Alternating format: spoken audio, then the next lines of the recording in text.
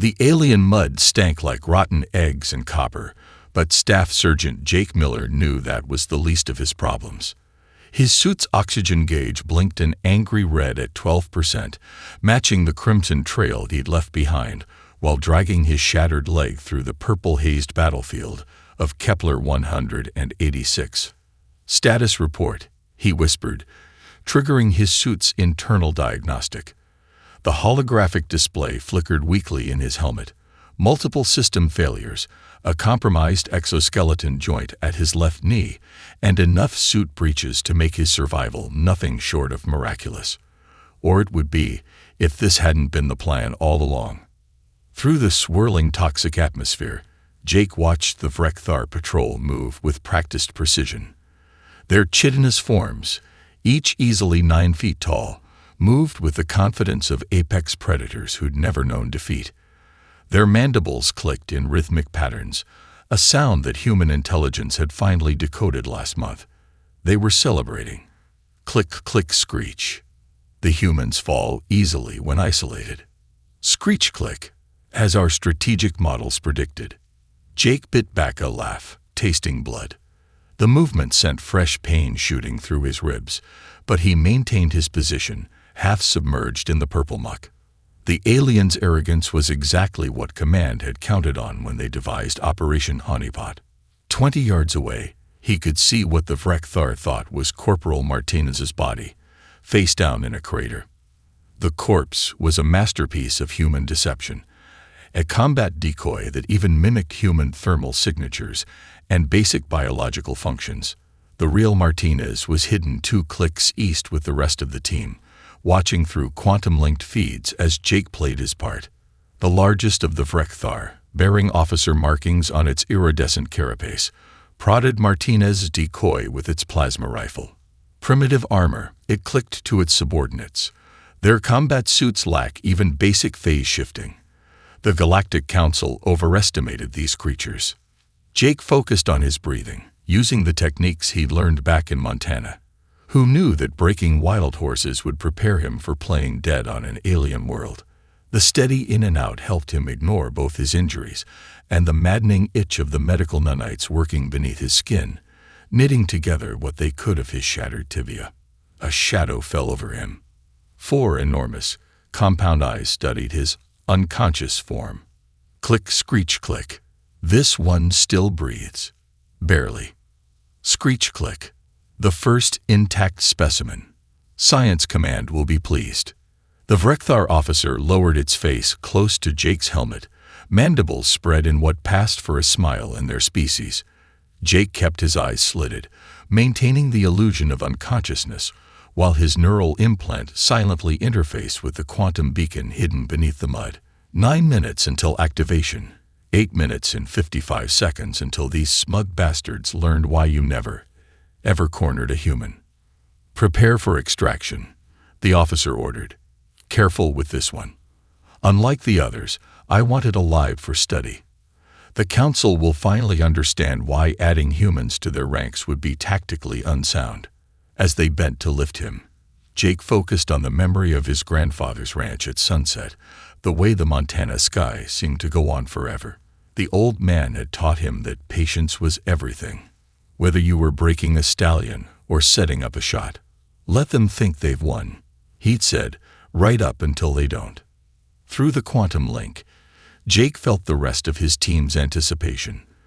The swarm was almost in position. The Vrekthar were about to learn that humans were never truly alone, and that appearances, just like the dead bodies of his teammates, could be deceiving. All he had to do was keep playing dead for 8 more minutes. He could do that. After all, this was the day humanity would change the rules of warfare forever. The Vrekthar's transport cradle felt like being carried by giant metal chopsticks. Jake focused on keeping his breathing shallow as the aliens lifted him, fighting the urge to wince as his broken leg shifted. Their high-pitched clicking echoed through his skull, even through the helmet's dampeners. Click, screech. Light for its size. Perhaps their bones are hollow, like their primitive aircraft. Screech, click. Fascinating. Note how the armor tries to compensate for the leg injury. Crude, but innovative. 7 minutes until beacon activation. Jake's mind drifted to the day Colonel Richards had recruited him for Project Lazarus 6 months ago. He'd been running combat simulations, nothing special, just standard Special Forces training. "Your file says you were a ranch hand before enlisting," Richards had said, studying him through the one-way glass of the observation room. Jake had just completed his 15th straight hour in the simulator. "Yes, sir. Family ranch in Montana. Your stress readings are unusual, Miller. During the most intense combat scenarios, your cortisol levels barely fluctuate. Care to explain?" Jake had shrugged. "My grandfather taught me that panic gets you killed faster than any predator. Whether you're facing down a mountain lion or breaking a wild horse, staying calm is what keeps you breathing." Richards had smiled then, sliding over a tablet with classified stamped in angry red letters across its screen. "How would you like to help us break something a bit bigger than horses?" A sudden jolt snapped Jake back to the present. The Vrekthar had loaded him onto their hover transport, the motion sending fresh fire through his shattered leg. The medical nanites were working overtime, but they could only do so much without giving themselves away. His suit's oxygen level had dropped to 10%. "The specimen's vital signs are fluctuating," one of the aliens announced. "Recommend immediate stasis." "Denied," the officer clicked back. "We need it conscious for initial processing. The Council wants to understand how they think." Jake allowed himself a mental smile. The Vrekthar were so focused on their scans and readings that they hadn't noticed the subtle shifting of his left hand, tapping out command sequences through neural interfaces hidden in his glove. Each microscopic movement sent new instructions to the quantum beacon, preparing it for maximum dispersal. 5 minutes now. The hover transport hummed to life, its anti-grav fields distorting the purple atmosphere around them. Through barely open eyes, Jake counted 6 Vrekthar warriors, 2 scientists, and the officer.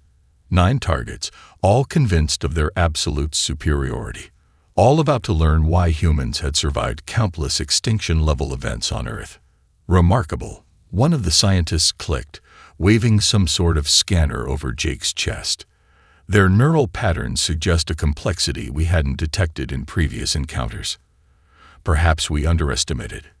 Your fascination with inferior species clouds your judgment," the officer interrupted. "They're clever animals, nothing more. Their resistance on the colony worlds proves this. No strategy, no coordination, just desperate, isolated acts of violence." Jake thought of the real reason he'd been chosen for Project Lazarus.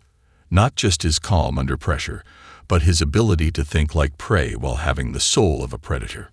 On the ranch, he'd learned that sometimes you had to let the wild horse think it was winning, right up until the moment the rope went taut.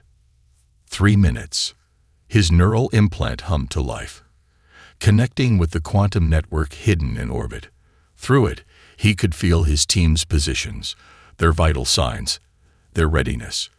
The swarm was almost in position, millions of microscopic robots preparing to rain down hell on their unsuspecting targets. "Begin dissection prep," the officer ordered. "I want to understand how their combat suits interface with their nervous systems." 2 minutes. Jake's grandfather had taught him another lesson, one these aliens were about to learn the hard way. The most dangerous predator isn't the one baring its teeth. It's the one playing dead until the perfect moment to strike. The quantum beacon pulsed once, silent and invisible. 1 minute. The hunt was about to begin. 30 seconds. The Vrekthar scientist raised a curved blade that hummed with plasma energy, beginning exploratory incision of the combat suit. Note temporal mark. First detailed analysis of human military technology. Through the quantum link, Jake felt his team's tension spike. Asterisk not yet. Asterisk he transmitted through the neural net. Asterisk let them get closer. Asterisk his training officer's words echoed in his mind. The closer they are, the harder they fall. 20 seconds. The officer's mandibles clacked with anticipation. Ensure all scanning devices are active. The Council will want detailed records of human physiological weaknesses. Jake's quantum beacon pulsed again, still undetectable to the aliens' advanced sensors. They were looking for electromagnetic signatures, radiation, heat, anything in the normal spectrum of warfare. But humanity had long since moved beyond such primitive constraints. 10 seconds. The plasma blade descended toward his chest plate. Jake could feel its heat through the suit's compromised thermal shielding. His heart rate remained steady, a trick learned from long nights calming injured horses. The Vrekthar's scanner chirped in confusion. Asterisk click screech asterisk. Unusual. The specimen's vital signs indicate no fear response. 5 seconds. Irrelevant, the officer dismissed. Proceed with. The blade never touched Jake's armor. The quantum beacon erupted in silent fury, its signal propagating through dimensions the Vrekthar had never thought to monitor. In orbit, networked satellites received the transmission faster than light itself, bypassing the traditional laws of physics through quantum entanglement. Jake opened his eyes fully, finally dropping the pretense of unconsciousness. You know what your biggest mistake was. His voice, though weak from pain, carried clearly through his helmet speakers. The aliens froze, compound eyes widening at their suddenly alert prisoner. You assumed humans think like you do. Jake's grin was all predator now. We don't. Alarms blared on the Vrekthar's instruments, not from detecting any threat, but from complete system failure. Their quantum-based scanning technology, supposedly the most advanced in the galaxy, displayed only static. Impossible. The scientist clicked rapidly. Our systems err. Blind. Jake finished. Because you can't detect what you don't understand. And there's a lot about humans you don't understand. The officer raised its plasma rifle. Enough. Whatever primitive trick this is. Look up, Jake suggested. They did. The purple haze of Kepler 186's atmosphere had turned black. Not with clouds or ships or any conventional force. The sky itself seemed to ripple, as if reality was tearing apart at the seams. What you're seeing, Jake continued, propping himself up despite the pain, isn't an invasion force. Not in the way you understand it. The first drops began to fall. They looked like rain, if rain were made of liquid shadow. Each droplet contained millions of quantum-locked particles, orchestrated through neural networks more complex than anything the Vrekthar had ever encountered. You thought humans were primitive because we didn't use phase-shifting armor or antimatter weapons. Jake's voice carried a hint of pity now. We stopped developing those technologies centuries ago. Too unstable, too limited. The officer fired its rifle at the falling shadows. The plasma bolt passed through them harmlessly, hitting nothing but air. The droplets continued their descent, gathering speed. Instead, we learned to think smaller. Quantum mechanics taught us that the smallest particles could have the biggest impact. Jake's neural interface hummed as he took direct control of the swarm. And we learned something else, something your species never understood. The shadow rain reached the ground, pooling around the hover transport. The Vrekthar watched in horror as their advanced technology began to flicker and die, quantum particles disrupting their equipment at the subatomic level. We learned that true power isn't about size or strength or even technological superiority. Jake's voice was almost gentle now. It's about patience, adaptation, and above all, the shadows began to rise, taking form.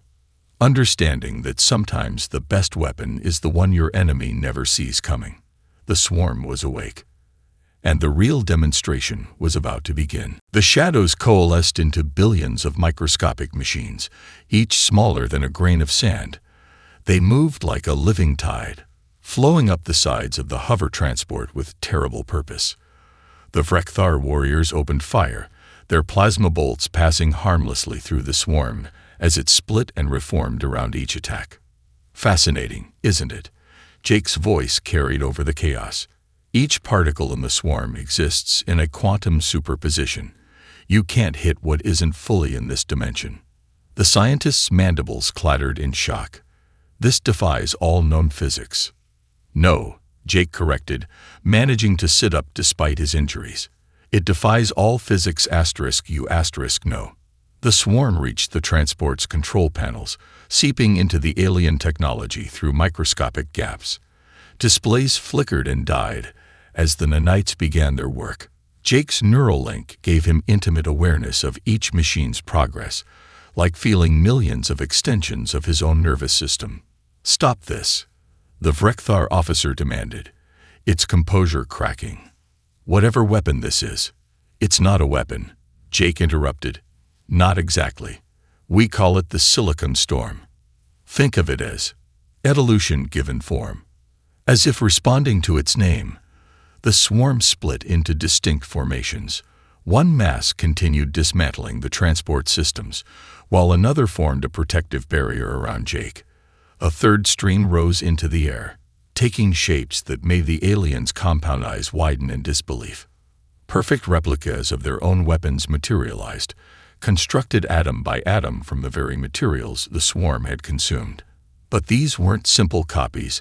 They were improved versions, refined by artificial intelligence that operated at the quantum level.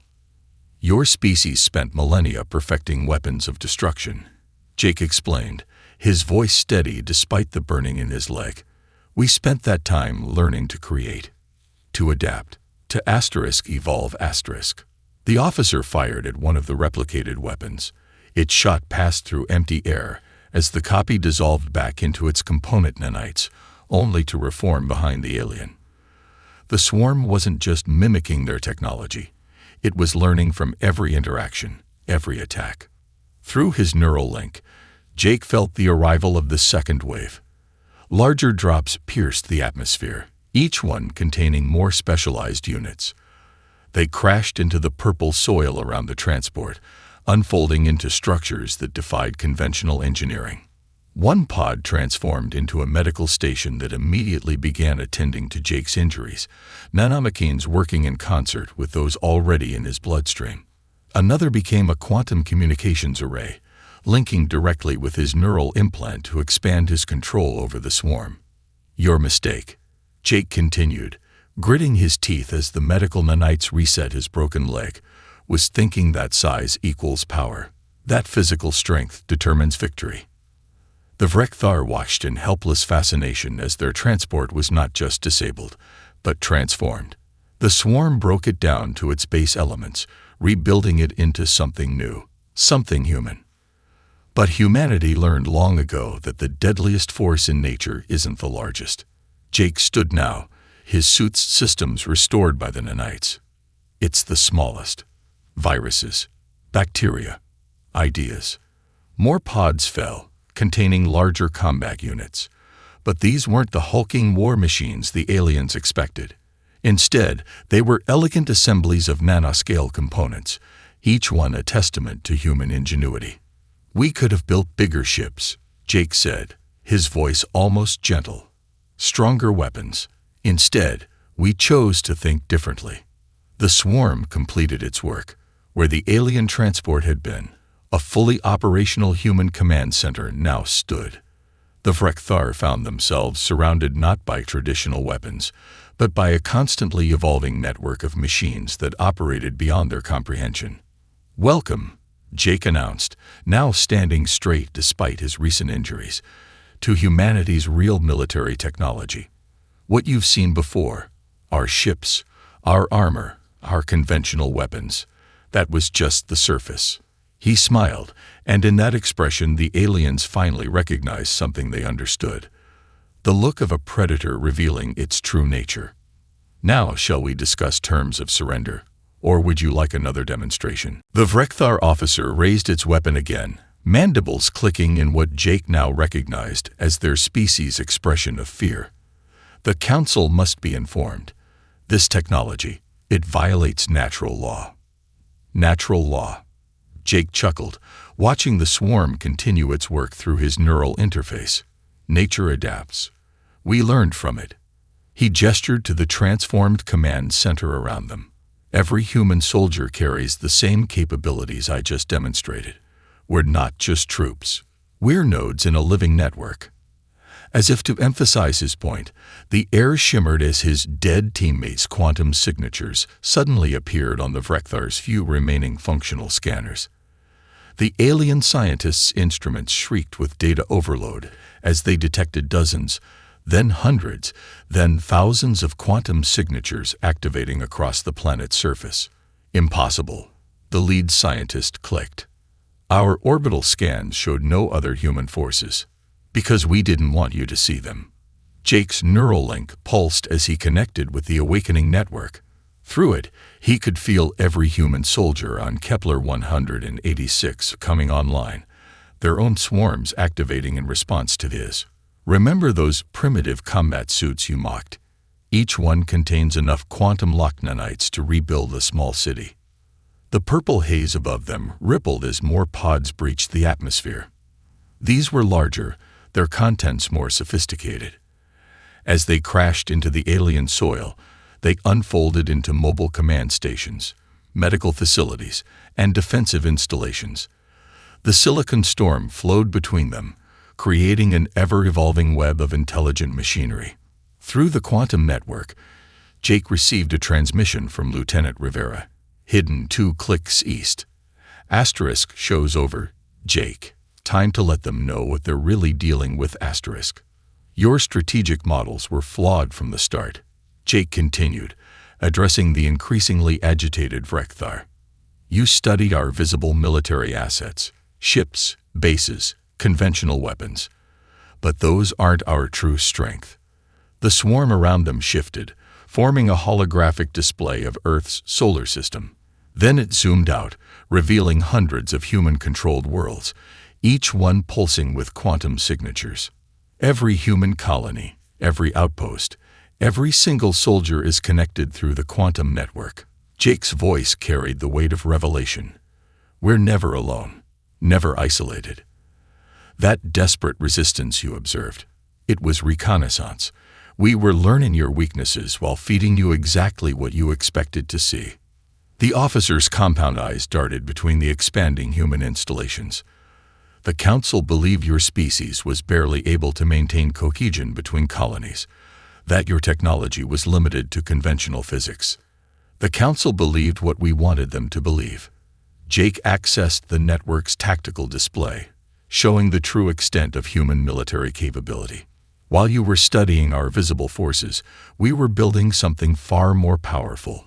A military that can adapt and evolve faster than any traditional army. Suddenly, the quantum signatures of 5 human battle groups appeared in orbit, their presence revealed as they dropped their quantum camouflage.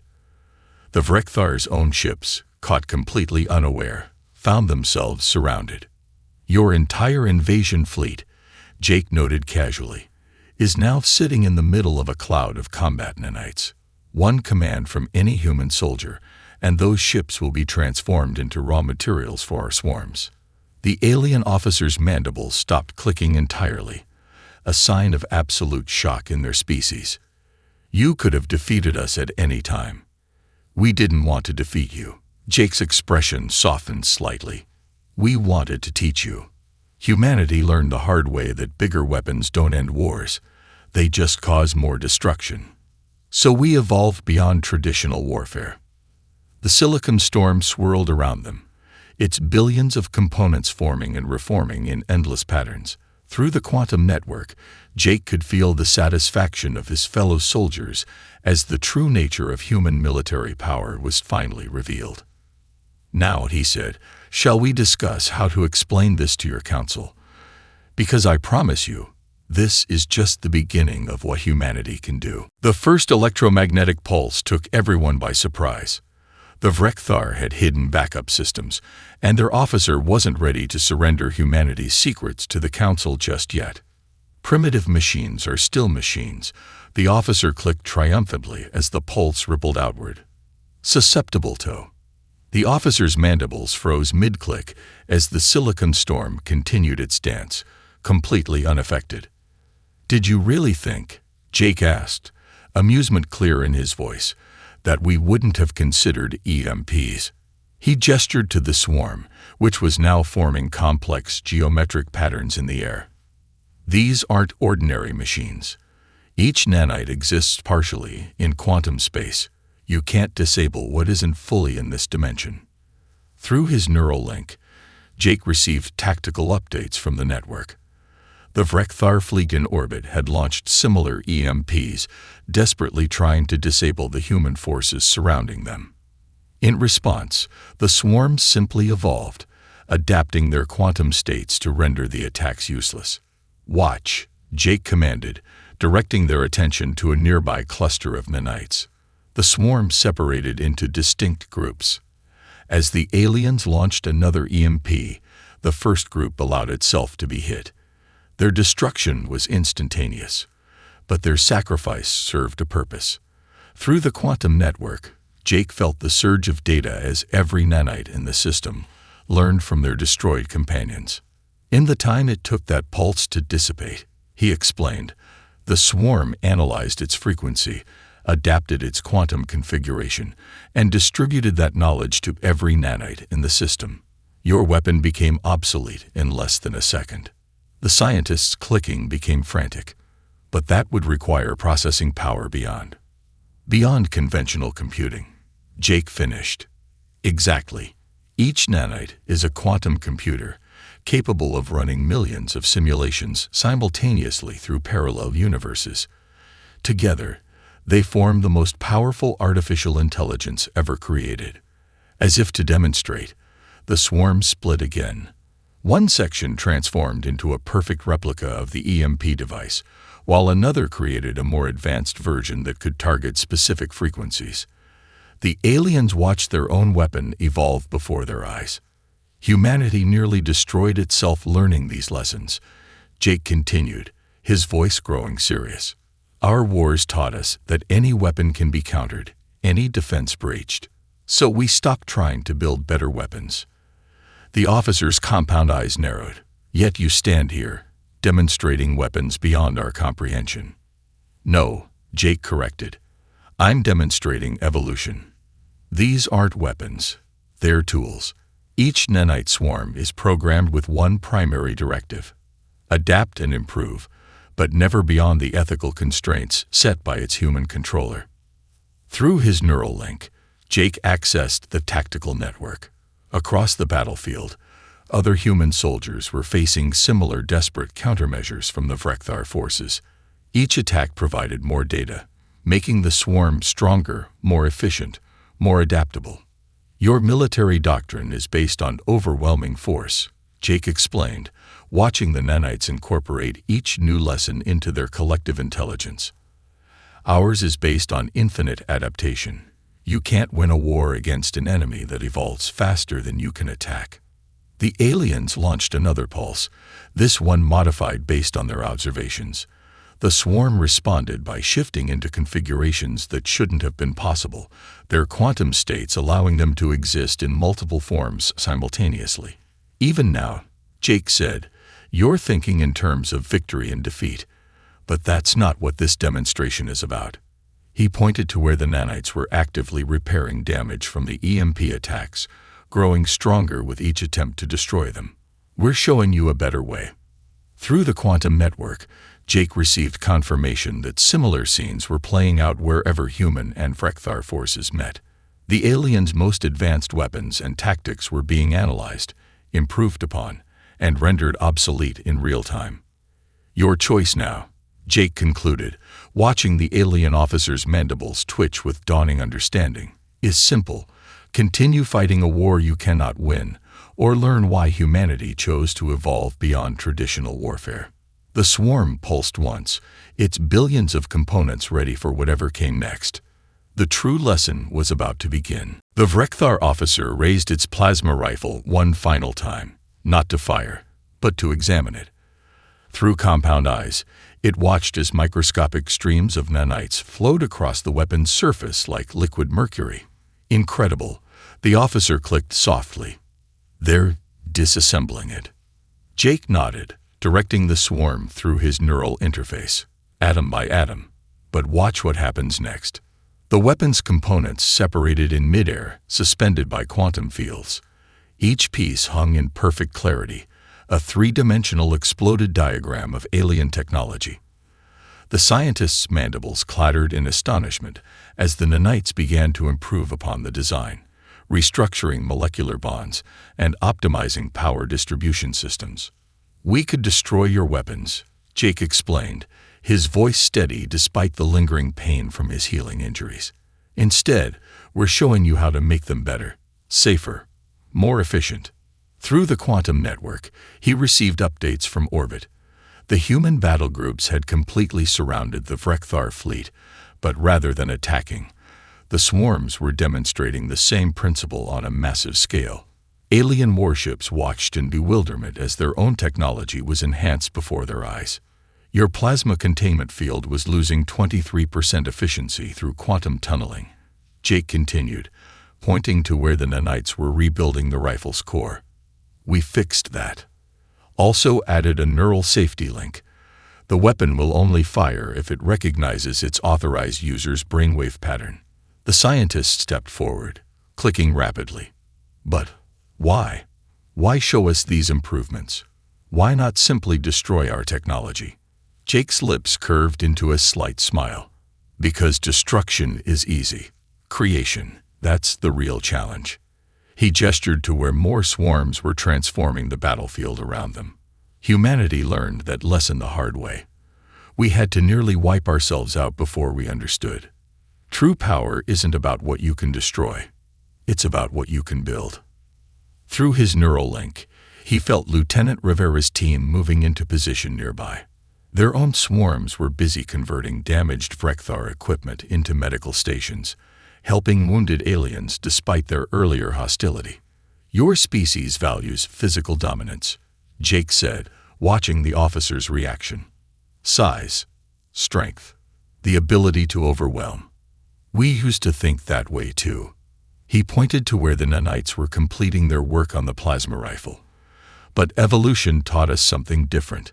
The most successful species aren't the strongest. They're the most adaptable." The weapon reassembled itself and floated back to the officer, now gleaming with improved efficiency. The alien took it hesitantly, compound eyes scanning the enhanced technology. "Test it," Jake suggested. The officer aimed at a nearby rock formation and pulled the trigger. The plasma bolt was tighter, more focused, its energy signature barely registering on sensors. The rock didn't explode. Instead, it was cut with surgical precision. "Less collateral damage," Jake explained. "Better energy efficiency, stronger containment field. But most importantly," he nodded toward the weapon, "try to aim it at me." The officer attempted to turn the rifle toward Jake. The weapon refused to move, its safety systems recognizing potential harm to sentient life. "We could have programmed it to explode," Jake said quietly, "to turn on its user, to fail catastrophically. Instead, we made it better, safer. That's the difference between your military doctrine and ours." Through the quantum network, reports flooded in from across the battlefield. Everywhere, human forces were demonstrating the same principle, not conquest through destruction, but victory through improvement. The officers' mandibles moved in their species' expression of profound realization. "The Council, they will never believe this." "They will," Jake assured him, "because you're going to show them." He gestured to the transformed command center around them. Every improvement, every enhancement, every example of how technology can evolve beyond the need for destruction. The swarm pulsed with potential, ready to continue its work of transformation. "After all," Jake concluded, watching understanding dawn in alien eyes, "the best way to end a war isn't to destroy your enemy's weapons. It's to show them a better way to use them." The remaining members of Jake's team emerged from their hiding spots, their own swarms creating bridges of nanites across the purple terrain. The Vrekthar watched in fascination as the supposedly dead human soldiers they'd been celebrating over walked up to join their wounded comrade. "Your deception was comprehensive," the officer admitted, mandibles clicking in what Jake now recognized as reluctant admiration. Lieutenant Rivera grinned as she approached. "The decoys were my idea." Nothing teaches humility like celebrating over empty suits. Through the quantum network, Jake felt the shift in the orbital battle space. The Vrekthar fleet had stood down, their commanders watching in awe as human swarms transformed their ships' outdated systems into something far more sophisticated. The nanites worked with precise efficiency, improving everything from life support to weapon safety protocols. "You know what the funny thing is?" Jake said, accepting a canteen from Corporal Martinez. "None of this technology was developed for war. The Silicon Storm was originally created for space exploration, self-replicating machines that could build habitats on hostile worlds." The scientists' antennae twitched, but the military applications were an afterthought. Jake finished. The quantum network, the neural interfaces, the adaptive AI. It was all meant to help humanity survive on worlds we were never meant to live on.